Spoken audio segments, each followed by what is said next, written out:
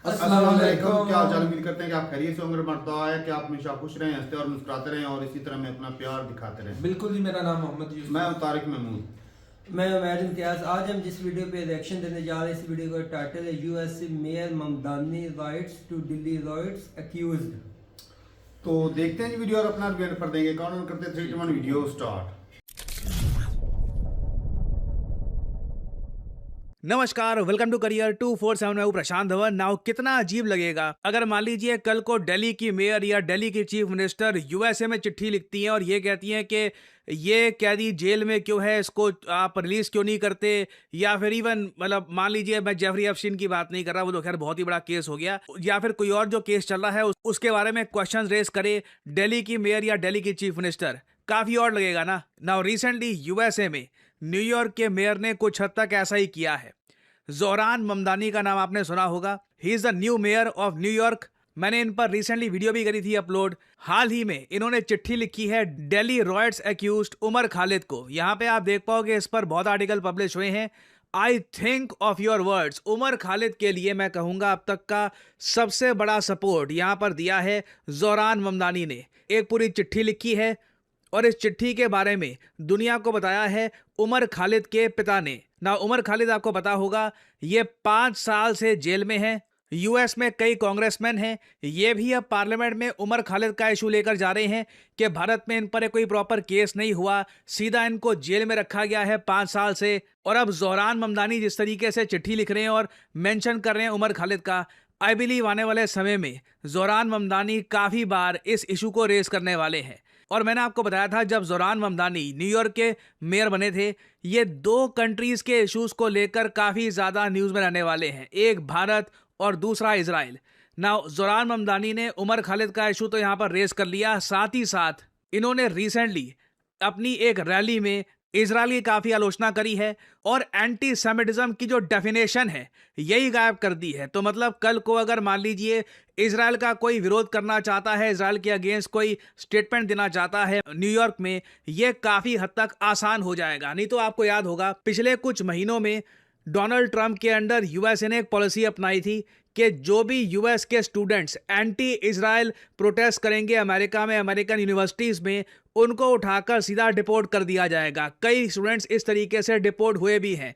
कई स्टूडेंट्स का जो सोशल मीडिया बैकग्राउंड है ये भी चेक किया गया कि ये क्या पोस्ट करते हैं इजराइल के बारे में, यूएस के बारे में, और उसी के हिसाब से उनको यूएस में एंट्री दी जाएगी। तो जोहरान ममदानी ने जो ये एंटी सेमिटिज्म की जो डेफिनेशन है इसको स्क्रैप कर दिया है ना, ये देखकर इजराइल काफी शॉक्ड है। इजराइल की तरफ से यही स्टेटमेंट आई है कि this is not leadership. Israel ने सीधा सीधा ममदानी को एक्यूज किया है कि ये एंटी सेमिटिज्म फैला रहे हैं। और भारत में भी आप अगर देखोगे, प्राइमरली जो बीजेपी है, भारतीय जनता पार्टी, इनके मेंबर्स ने भी काफी आलोचना करी है जोहरान ममदानी की कि उमर खालिद के इशू को लेकर ये चिट्ठी क्यों लिख रहे हैं, इंडिया के इंटरनल अफेयर्स में ये इंटरफेयर क्यों कर रहे हैं। और आने वाले समय में आप देखोगे यूएस के बहुत सारे पार्लियामेंटेरियंस उमर खालिद का इशू इंटरनेशनल लेवल पर रेस करने वाले हैं। और ये नैरेटिव जो इनकी ट्वीट्स में ये है कि जी earlier this month I met with the parents of Umar Khalid. ये उमर खालिद के जो पेरेंट्स हैं उनसे मिले। Who has been jailed in India for over 4 years without trial. कह रहे हैं कि जी बिना कोर्ट में ट्रायल के 5 साल तक उनको जेल में डाल दिया गया। ना यहाँ पर ये कह रहे हैं कि कुछ और रिप्रेजेंटेटिव्स और मैं, हम लीड कर रहे हैं आर कोलीग्स दैट ही भी ग्रांटेड बेल, के उसको पहले बेल मिले उमर खालिद को, और उसके बाद फेयर और टाइमली ट्रायल हो in accordance with international law. Now यहाँ पर नैरेटिव ये सेट किया जा रहा है कि उमर खालिद की कोर्ट नहीं सुन रहा, कोई कोर्ट में बेल की कोई सुनवाई नहीं हो रही, कोई कुछ नहीं हो रहा, जबकि that is not really the case. Umar Khalid पे मेन आरोप ये लगा है कि दिल्ली में जो दंगे हुए थे फरवरी 2020 को, उस वक्त काफ़ी ये बात फैलाई गई थी कि सीए एनआरसी हो जाएगा, लोगों की नागरिकता चली जाएगी वगैरह। तो उसके बाद हमने देखा कि दिल्ली में वाइड स्केल रॉयट्स हुए और इन्वेस्टिगेटिव एजेंसीज ने ये डिसाइड किया कि उमर खालिद को यूएपीए के under, unlawful activities prevention act के अंडर जेल कर दिया जाएगा। ना उमर खालिद को उसके बाद जेल किया गया, और ऐसा नहीं है कि तब से ये जेल में हैं और एक बार भी बेल में बाहर नहीं आए। जो यूएस की तरफ से स्टेटमेंट्स आ रही है उसमें आप देखोगे ऐसा ये प्रोजेक्ट कर रही है कि बस ना इनको कोई कोर्ट सुन रहा है, ना इनकी कोई बेल हो रही है, बस ये जेल में हैं। That is not true at all. Umar Khalid का ट्रायल इस वक्त चल रहा है। इनकी बेल को लेकर काफ़ी अजीबोगरीब डेवलपमेंट्स हुई हैं। फॉर एग्जांपल साल 2024 में मुझे याद है कि जो मेन सीनियर लॉयर जो इनको रिप्रेजेंट कर रहे हैं, कपिल सिब्बल, ये सुप्रीम कोर्ट में पिटीशन डालने वाले थे बेल के लिए। लास्ट मोमेंट पर कपिल सिब्बल ने बेल विड्रॉ कर ली कि रहने दीजिए, हमें सुप्रीम कोर्ट से बेल नहीं चाहिए, हम यहाँ पे ट्रायल कोर्ट में जाएंगे। उसके बाद ये ट्रायल कोर्ट में गए और एक बार को उमर खालिद को बेल मिले भी है, इंटरिम बेल। इधर आप देख पाएंगे दिसंबर 2024 को Khalid was granted A 7-day interim bail to attend marriage in his family. The bail period was from morning 28th December to evening 3rd January. The order stated that Khalid could meet only family, relatives and friends. He was required to remain at home or at venues he had specified. He was restricted from using social media. This was only one of the 2 occasions of interim bail since his arrest. तो जब से arrest हुआ है 2 बार इनको bell मिल चुकी है, इनका trial चल रहा है। तो ये जो एक नैरेटिव फैलाया जा रहा है कि बिल्कुल देखिए इनका तो कोई केस ही नहीं हो रहा, कोर्ट सुन ही नहीं रही इनका और ना इनको बेल मिल रही है, ऐसा नहीं है। हाँ, इनके जो सपोर्टर्स हैं यूएस में, कई इंडिया में भी, वो चाहते हैं कि इनको बस बेल पे छोड़ दिया जाए और केस अपनी स्पीड से चलता रहे और ये फ्रीली मूव कर पाएं। और ये सब बातें जो मैंने आपको बताई है ये आप वेरीफाई कर सकते हैं, गूगल कर सकते हैं। एक सिंपल सर्च करिएगा, is there a trial going on for Umar Khalid, आपको उसका आंसर मिल जाएगा। और अब देखना ये होगा कि आने वाले समय में उमर खालिद के इशू को लेकर ज़ोरान ममदानी कितनी स्टेटमेंट्स देते हैं और क्या डोनाल्ड ट्रंप भी कुछ इस पर एक ट्वीट या फिर स्टेटमेंट करते हैं या नहीं करते। क्या पूरा यूएस ऑल टुगेदर इंडिया पे प्रेशर डालने वाला है उमर खालिद इशू को लेकर। वैसे मैं आपको ये बता दूं, डोनाल्ड ट्रंप बिल्कुल साइलेंट है इमरान खान के केस को लेकर। इमरान खान के साथ जो हुआ है, जो मैं कहूँगा एक एक्चुअल एक बहुत ज़्यादा चिंताजनक केस है। एक कंट्री में लिटरली लॉ का मजाक उड़ाया गया है, कोई बेल नहीं, कोई कुछ नहीं। उमर खालिद लिटरली, जैसे मैंने आपको बताया, even after arrest under UAPA 2 बार इनको बेल मिल चुकी है और अभी भी इनका ट्रायल चल रहा है। इमरान खान के सपोर्टर्स को पता भी नहीं है कि इमरान खान जिंदा है, मर गए हैं, क्या हुआ है इनके साथ। बिल्कुल इनको कट कर दिया गया है पाकिस्तान की जनता से। And he was the prime minister of Pakistan. और आप देखोगे यूएस में कुछ लॉ मेकर्स हैं, उन्होंने इमरान खान के इशू पर काफ़ी टाइम पहले कुछ थोड़ा बहुत इशू रेज करने का प्रयास किया था, वो मामला ठंडा हो गया। उसके बाद से ट्रंप भी ये इशू रेज नहीं करते, ना यूएस के लॉ मेकर्स इस इशू को रेज कर रहे हैं। ऑलमोस्ट आप कह लीजिए यहाँ पर कंप्लीट साइलेंस है। बट उमर खालिद के इशू को लेकर सडनली मैं देख रहा हूँ यूएस में इंटरेस्ट लगातार बढ़ता जा रहा है। But I think international media Umar Khalid वाले इशू को इतना कवर नहीं करेगा, क्योंकि ज़ोरान ममदानी ने एक साथ इंडिया और इजराइल दोनों कंट्रीज के ही जो अफेयर्स हैं उस पर कमेंट करनी शुरू कर दी है। और आई मीन ना सिर्फ अफेयर्स, जो बैन इजराइल या बॉयकॉट इजराइल का नारा था उसको तो काफ़ी हद तक ज़ोरान ममदानी ने अलाउ ही कर दिया है न्यूयॉर्क में। तो आने वाले समय में इजराइल के अगेंस्ट काफ़ी प्रोटेस्ट होंगे इन न्यूयॉर्क। काफ़ी यहाँ पे जो प्रोडक्ट्स हैं इजराइल के ये बैन किए जाएंगे। Lot of things are going to happen. और जैसे मैंने आपको बताया, साल 2026 जियोपॉलिटिकल इवेंट्स के हिसाब से सबसे इम्पैक्टफुल ईयर रहने वाला है। इस साल भारत के रिलेशंस कई कंट्रीज के साथ कैसे रहने वाले हैं, कई दशकों तक ये डिटरमाइन हो जाएगा। इंडिया यूएस के बीच में ट्रेड डील होती है या नहीं होती, या फिर इंडिया में ये कोई केस सही से हो रहा है नहीं हो रहा, उसको लेकर यूएस कमेंट करेगा। बहुत सारी चीज़ों को लेकर क्लैरिटी आ जाएगी। सो कुछ भी अपडेट्स आती हैं इन द फ्यूचर, मैं आपके लिए अपडेटेड वीडियोस लाता रहूंगा। और फाइनली आप लोगों से मैं क्वेश्चन पूछूंगा, बांग्लादेश की पहली women prime minister, she passed away recently. इनकी एज थी 80 और काफ़ी लंबी इलनेस के बाद इनकी मौत हो गई है। इंडिया ने भी शोक प्रकट किया, यहाँ पर कई कंट्रीज़ ने शोक प्रकट किया था। आपको बताना है हम यहाँ पर किस लीडर की बात कर रहे हैं। रिसेंटली इनका नाम काफ़ी न्यूज़ में था। ये है यहाँ पे आपकी ऑप्शन, खलीदा जिया, शेख हसीना, बेगम बांग्ला या फिर बेनज़ीर भुट्टो। कमेंट सेक्शन में करिए उत्तर। जो लोग देंगे सही आंसर उनकी कमेंट को मैं दे दूंगा हार्ट, ताकि बाकी लोग समझ पाएँ कि सही उत्तर क्या है। अगर साल 2026 में खुद को आप अपस्किल नहीं करते तो आप पीछे रह जाएंगे। अपस्किल का मतलब सिंपली ये है कि आपके पास एक स्किल होनी चाहिए, चाहे डेटा एनालिटिक्स में, डेटा साइंस में, जनरेटिव एआई के आप मास्टर हैं, या फिर कहीं ना कहीं आपके रिज्यूमे में दिखना चाहिए कि यह आदमी सीधा बस ग्रेजुएशन करके नौकरी ढूंढने के लिए नहीं आया है, ये आदमी स्किल पोजेस करता है, तभी आपको नौकरी मिल पाएगी। ये एक ब्रूटल ऑनेस्ट ट्रुथ है, परहैप्स सबसे बेहतरीन एडवाइस जो आपको आज के समय मिल सकती है वो यही है कि खुद में निवेश करिए और खुद को अपस्किल करिए। कंपनीज को डिग्रीज नहीं चाहिए, वो डिग्रीज उनको पता है हर जगह मिलेगी। हर एक आदमी जो नौकरी ढूंढने के लिए आ रहा है उसके पास एक डिग्री है। क्वेश्चन यहाँ पर यह आता है कि वो आदमी क्या जेन्युइनली कंपनी के लिए हेल्पफुल है, क्या वो डेटा समझ सकता है, क्या वो एनालिटिक्स समझ सकता है, क्या उसकी डिसीजन मेकिंग अच्छी है। और यही जो इन डिमांड स्किल्स हैं यही इवेंचुअली एक आदमी को नौकरी तक पहुंचाएंगी। और साल 2026 में भारत में मैं आपको बता दूं बहुत सारी नौकरी आने वाली है रिगार्डिंग डेटा। और इन जॉब्स के लिए अगर आपको खुद को करना है प्रिपेयर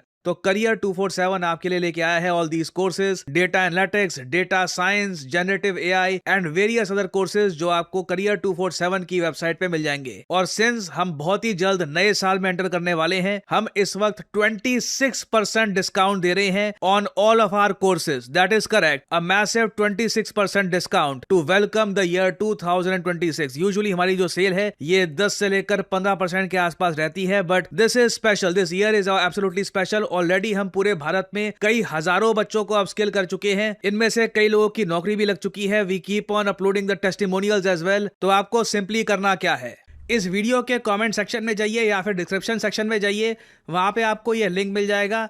लिंक पर करिए क्लिक, यहाँ पे अपना नाम डालिए, email ID, number, discount code obviously यहाँ पर डालिए PD10 ताकि आपको डिस्काउंटेड प्राइस में ये कोड ऑफर हो और करियर 247 की तरफ से आपको कॉल आएगा। आप ये कोर्स कर सकते हैं purchase. The whole process is very smooth and very easy और आपकी लाइव क्लासेस शुरू हो जाएंगी।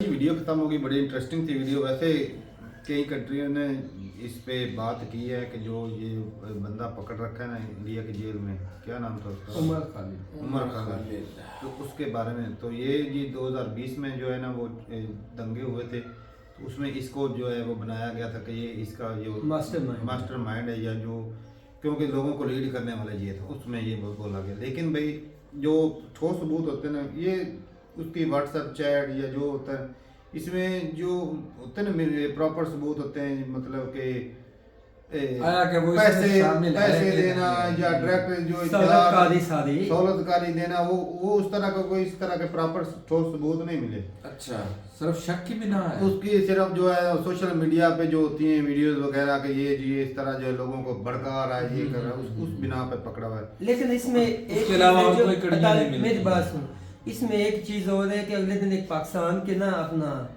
चीफ जस्टिस थे इस्लामाबाद हाई कोर्ट के, उससे भी ये सवाल किया गया कि ये जो आपने 2-4 बंदे ना मिसिंग पर्सन पकड़े गए थे भी, आप ये सोशल मीडिया पे ये वो स्टेटमेंट उन्होंने दी कि सोशल मीडिया के हिसाब से तो ट्रायल नहीं ना होते। सोशल मीडिया पे अगर जिन्होंने कुछ पोस्टें की हो या फर्ज करें की होगी तो ये तो नहीं ना कि कन्फर्म ये उसमें शामिल होगा। सोशल मीडिया की बेस पे तो आप केस या उसके ट्रायल नहीं ना कर सकते। ऐसे ही अकाउंटों से भी हो जाती हैं, ये सब कुछ आजकल होता है, अकाउंट हैक भी हो जाते हैं। तो भाई वही बात तो मैं कह रहा हूं। लेकिन भाई मौजूदा टाइम पे जो ये वो क्या नाम है उसका नाम, फिर नहीं उमर खालिद जो है मौजूदा टाइम तक भी भाई साहब अभी गिल्टी साबित नहीं हुआ। 4-5 साल हो गए, अभी ट्रायल ही चल रहा है इसका। तो मेरे ख्याल में जब तक बंदा गिल्टी साबित नहीं होता फिर उसको जेल में रखने का जो ट्रायल चल रहा है ना भाई, ट्रायल चल रहा है, केस लगा हुआ, केस चल रहा है भाई, केस सालों साल चलता रहेगा, वो तो उसकी सजा नहीं बनती होगी। ये एक पाकिस्तान में वाक़या 12 का 14 साल जो है वो, बल्कि एक बंदे को उम्र कैद की सजा दी गई थी और वो ना एंड पे वो भाई साहब दोबारा से उन्होंने जब ट्रायल की, ये सारा कुछ सबूत लिए, तो ये बंदा जो है गिल्टी नहीं निकला। पाकिस्तान में था, पिंडी का बंदा था, उनका कोई ना जाती तनाज़ा था काफी साल पहले। 16 साल 8 माह उसने कैद की। कैद के बाद फिर जब उसका प्रॉपर ट्रायल हुआ तो अदालत ने उल्टा इतना बोला, सॉरी आप गिल्टी नहीं है, तो उसने बोला तो ठीक है मैं गिल्टी नहीं हूँ, मेरा 16 साल कौन वापस करे। हाँ, मेरी जवानी के 16 साल जिंदगी का वही बात है, उम्र कैद होती इतनी 15-16 साल, तो ये लंबा पीरियड। ये अभी 5 साल गुजर गए, कौन से ऐसे सबूत हैं जो भाई अभी जब तक जो वो मिल नहीं रहे, या अदालतें जानबूझ के डिले करती है ऐसे कामों को कि एक बंदे को धर लिया और भाई रखा जेल में। इसमें अदालतों का कसूर नहीं है, ये पॉलिटिकल प्रेशर होता है इस तरह के वाकयात में। ये भी मेरी बात है। मैं ना रात को ही सर्च कर रहा था इन मामलों के ऊपर कि जो मामला होते हैं ना कि किसी बंदे को जेल में डाल दिया, ये पूरी दुनिया में सिस्टम चलता है, ऐसा नहीं कि भाई इंडिया और पाकिस्तान में, पूरी दुनिया में भाई सब केस बदले भी जाते हैं, केस के साथ हेरा फेरी भी की जाती है, कई बंदे गिल्टी होकर भी वो एक जो है आजकल इंडिया में बड़ा वो मशहूर हो रहा है कि रेप किया लड़की का, 17 साल की लड़की का रेप करने वाला, उसने भाई साहब उसकी सारी फैमिली को मरवा दिया, उसको वो गिल्टी भी करार पाया गया, वो 15 लाख जो बॉन्ड रख के वो जो है बेल पे छूट गया है। वाह। तो ये बात है कि भाई ताकतवर के लिए ना अलग कानून होता है और कमजोर के लिए अलग कानून होता है। ये बोले ना, इस बात पे आए ना कि जो है ना बाकी इस तरह के अगर पकड़ने पे आ जाए ना, तो मैं सोशल मीडिया पे इतने हेट स्पीच है ना, रेडिकल स्पीच, अगर कोई कहे ना कि भाई इंडिया की बात करूं, अगर कोई मुसलमान खड़ा होकर बोल दे ना हम भाई साहब इधर जो है शरिया लॉ चलाएंगे, वो भाई साहब बवाल हो जाना है। अगर कोई बंदा बोल दे कि हमने हिंदू राष्ट्र बनाना है, हिंदू कानून लागू होंगे, तब कोई बवाल नहीं। कई भाई साहब बड़े बड़े नाम जो खुल के कहते हैं हमें हिंदू राष्ट्र बनाएंगे, तो फिर सेकुलर कंट्री तो ना, इसका मतलब कि वो आपके जो कानून के खिलाफ वर्जी कर रहे हैं, का जो कानून है उसके खिलाफ वर्जी नहीं हो रही है सारा, वो भी सेम चीज ही है भाई। अच्छा, फिर जो महात्मा गांधी ने कहा, इसी बेस पे ये कहा था कि हम सिर्फ हमारे अंदर मजहब की ऐसी कोई चीजों को हम उजागर नहीं करेंगे, हम एक सेकुलर स्टेट है, तो फिर आज के दौर में वो इंडिया सेकुलर तो नहीं ना था? सेकुलर नहीं, सेकुलर है भी और नहीं भी, क्योंकि जो पॉलिटिशियन है उन्होंने भाई सिस्टम ही ऐसा कर दिया है कि अगर एक कम्युनिटी जो है वो करे तो उसको कुछ नहीं कहना, जो मर्जी वो कर ले, भेदभाव में वो भाई चाहे वो तिरंगे की जितनी मर्जी डिसरिस्पेक्ट कर ले तो उसको कुछ नहीं कह सकते। अगर कोई दूसरे ही कम्युनिटी का ये जी भारत माता का नारा नहीं लगाता, ये तो गद्दार है, वोट कहाँ से मिलेंगे उसको ये सुनने को मिलता है। भाई ये चीजें चल रही है, आज हम मिलेंगे तारक साहब, हम भी जो चीजें देखते हैं वो सारी चीजें नजर आती है, लेकिन ये कि भाई कानून जो है ना वो कमजोर के लिए बनाया गया है, कमजोर को दबाव करने के लिए और जो ताकतवर है उसकी हिफाजत करने के लिए, सिंपल सी बात है भाई। और ये जो पकड़ा गया ना, ये ऐसे कई, इमरान खान पाकिस्तान में जेल में, उससे पहले नवाज शरीफ भी रहा है जेल में। ये भाई ताकतवरों का काम होता है, वो अपने हिसाब से उन्होंने चीजें इस्तेमाल करनी होती है जी। और उस वक्त जो क्या नवाज शरीफ भाई साहब करप्ट है, नवाज शरीफ छूट जाता है, वो करप्ट नहीं रहा, प्राइम मिनिस्टर बन जाता है, ऐसा नहीं, ऐसा ही है। अब इमरान खान ही करप्ट है, इसने करप्शन की है, फलानी घड़ी चोरी की है, वो जेल में, जब वो उनके हिसाब से काम करना शुरू हो जाएगा तो फिर वो भी छूट जाएगी। जी ऐसा ही होता है। ये सारा भाई साहब ताकत का might is right, might is right है भाई, सिंपल सी बात है। अगर वो बंदा भाई साहब दंगों में शामिल है, डायरेक्ट शामिल है, और कई बंदे ऐसे होते हैं, मैं कहता हूँ सबसे पहले 5 साल का अरसा गुजर गया, अभी तक वो सबूत जो है वो कलेक्ट नहीं हो पाए यार। कितना ट्रायल देखे ना, 5 साल में बंदा जेल में पड़ा हो। अच्छा 5 साल, ये अभी 5 साल और भी चला जाए और एंड पे जी साबित हो जाए कि ये बंदा जो बेगुनाह था, इसका तो उसकी जिंदगी के 10 साल तो जाया हो गए, वो फारग हो गया, अभी वो जेल में 10 साल में। आप ये ना सोचिए कि 10 साल, वो जितना जेल में उसको 20 साल जाया गया, उसको वो उसका वो माइंड से वो चीजें रहती नहीं है, ऐसा ही है भाई। हाँ? चले जी सही है, लेकिन भाई एक बात यहाँ पे हो रही है कि दूसरे कंट्री प्रेशराइज करते हैं, चिट्ठियाँ लिखते हैं। ये इमरान खान जेल में, पूरा हिंदुस्तान बोलता है भाई इमरान खान जेल में रखा हुआ है। अमेरिका ने भी बोला था, कई दफ़ा बोला है कि इमरान खान जो है वो गलत तरीके से जेल में रखा गया, क्योंकि भाई आए दिन उधर प्रोटेस्ट करते हैं इमरान खान के सपोर्टर, ये चीज़ें। और भाई ममदानी आज अगर वो वहाँ पे वो बात कर रहा है तो किसी ना किसी ने तो भाई उधर चिट्ठी उसको लिखी होगी, या ये मामला जो होता है।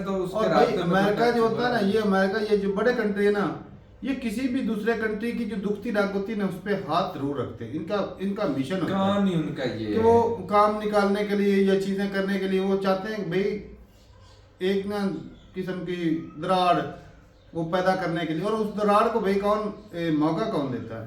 आप पॉलिटिशियन देते हैं, ये जो गलत उल्टी शुल्टी चीजें करके। तो ठीक है भाई, अपनी राय जरूर तय कमेंट सेक्शन में। कानून जो है ना, सिंपल सी बात है भाई, चाहे पाकिस्तान, पूरी दुनिया में कानून सिर्फ कमजोरों के लिए दबाने के लिए, ये ना कि सिर्फ जो है ना इंसाफ के लिए नहीं है। सिंपल बात है भाई।